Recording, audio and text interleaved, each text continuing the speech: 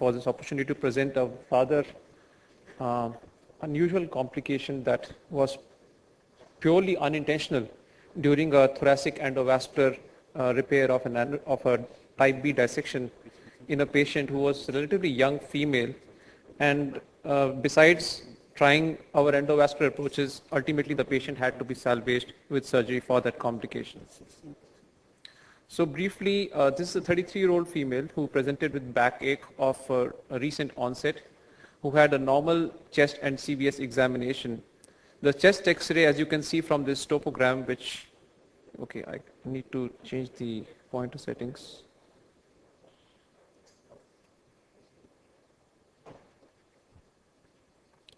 Shows that there is enlarged descending thoracic aorta, which is also tortuous.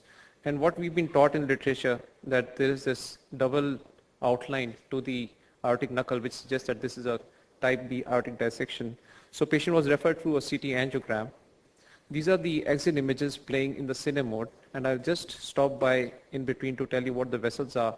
These are the two carotids. These are the two jugular veins. As we come down, we can see that there is an extension of the dissection with a thrombosis of the false lumen in this right subclavian artery, which is unusual because it's coursing posterior to the trachea, as we will see subsequently, and this is actually aberrant in origin from the descending thoracic aorta.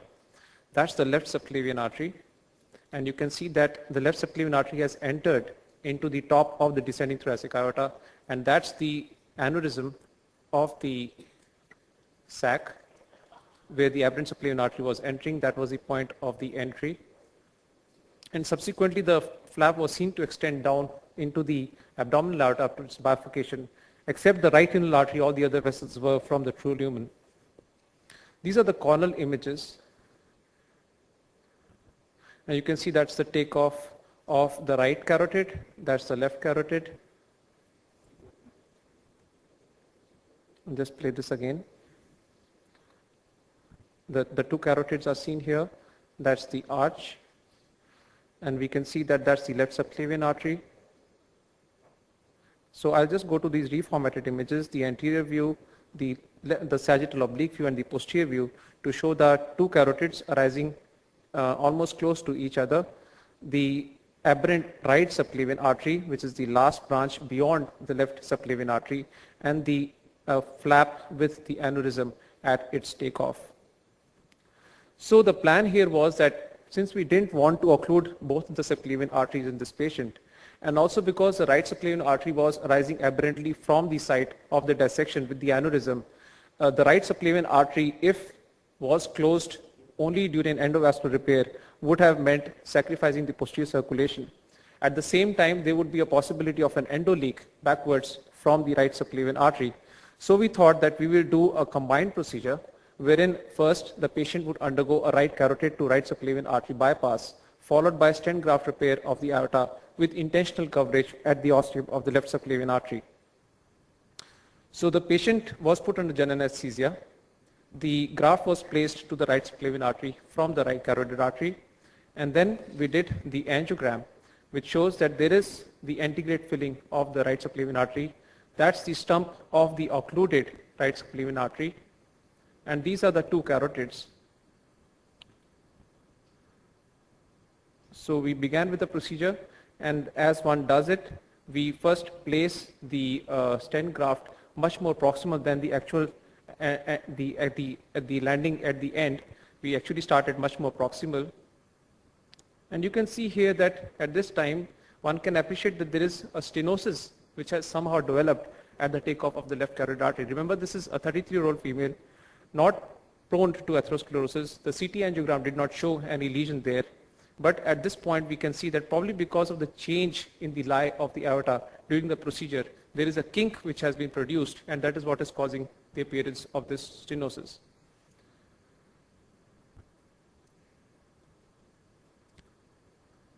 Now this is after the device has been somewhat withdrawn, not fully deployed, but at this point what has happened is that the left carotid artery has got completely occluded. So then we completed the procedure by withdrawing the graft to its eventual site of landing. So you can see that the right carotid artery, which can now actually be called the innominate artery after the graft, but the left carotid artery is totally occluded. At this point, the options that were there with us was to do a purely endovascular rescue of this vessel, and we actually tried to get a heart, the wire, it entered into the left carotid artery, but we were not able to negotiate any balloon or any other device over this wire. The purpose was to try and chimney this left carotid artery and salvage with the antegrade flow. The other option was, after we had spent quite some time trying to do this, is to puncture the carotid artery and then come down from above and through the catheter try to take a needle and puncture the graft material. But by this time we had already spent a lot of time, and since time is brain, our surgeons went ahead and on the table put a graft to the left carotid artery starting from the ascending aorta. The patient had an uneventful post-operative course, was discharged, and these are the CT angiogram that we did following the procedure. So you can see here, these are the two carotids. I'll just go back to show you the graft that was placed to the right subclavian artery, that's patent. That's the left carotid artery. You can see that it is been grafted to the ascending aorta. As you can see here, that's the origin of the graft, completely normal. And these are the reformatted images from the CT scan to show the patency of the right subclavian, the right carotid, the ascending aorta to the left carotid graft, and there is also some antegrade flow which is persisting for some reason in the left subclavian artery, but more importantly, the flow into the upper part of the dissected aneurysmal aorta has completely been occluded. And these are the volumetric analysis. The volume has actually reduced, not very significantly in near term, but we plan to have a subsequent angiogram picture to show you later on. The take-home message from this presentation is that you can have unintentional occlusion of one or more than one arch vessels during thoracic and repair of thoracic aortic lesions. It usually occurs because of accidental overstenting. But in our case, this wasn't the situation. It was because of a kink that had developed because of the change in the lie of the aorta. Expeditious treatment is definitely necessary because time is brain. Rescue techniques generally include an endovascular approach purely, which would mean a chimney kind of a procedure, which was not possible in our case, or a surgical rescue, which was successful in our situation. I thank you all for your attention.